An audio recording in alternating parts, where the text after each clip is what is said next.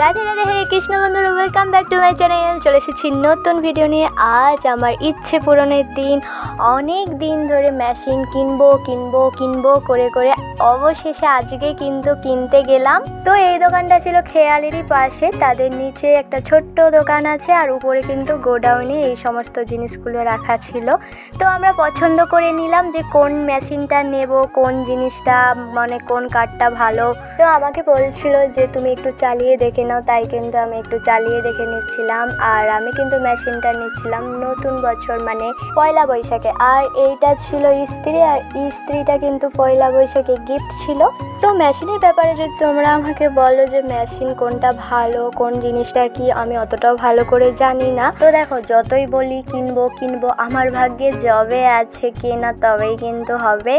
আর সেটা আজ আমার পূরণ হলো। তো আমি সো হ্যাপি, মানে আমার এত আনন্দ হচ্ছিল যে তোমাদেরকে বলে বোঝাতে পারবো না। অবশেষে আমার ইচ্ছেটা আজ পূর্ণ হচ্ছে এত একটা ভালো দিনে। তো রাজেশ আমাকে বলছিল কি খুশি? তো আমি বলছি খুব খুব খুশি। আর এটা সম্ভব হয়েছে সবার আশীর্বাদে আর সবার সাহায্যতে।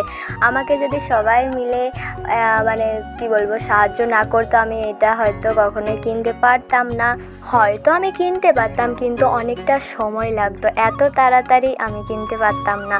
কারণ অনেকগুলো টাকার ব্যাপার, তো একসঙ্গে কি করে আমি পারবো। তেমন কিছু আমি কাজও করি না যে সেখান থেকে কিছু কিছু করে পয়সা জমাবো। জাস্ট টিউশন পড়াই আর ড্রয়িং শেখাই। তো আমি কি বলে যে ধন্যবাদ দেবো, আর মানে আমি বলে বোঝাতে পারবো না। আমি কি বলবো না বলবো আমি কিচ্ছু বুঝতে পারছি না। তো অবশেষে দেখো, টোটো তাদেরই ছিল। তো আমরা ফাইনালি কিন্তু টোটো নিয়ে আমাদের বাড়িতে মেশিনটা নিয়ে যাচ্ছিলাম। তো বাড়িতে মেশিন আনতে না আনতেই অনেক সবাই বলছে যে আমাদের এই জিনিসগুলো সেলাই করে দিবি। তো এটার চেয়ে আর বড় পাওয়া কি হতে পারে। সবই তোমাদের ভালোবাসা আর আশীর্বাদ।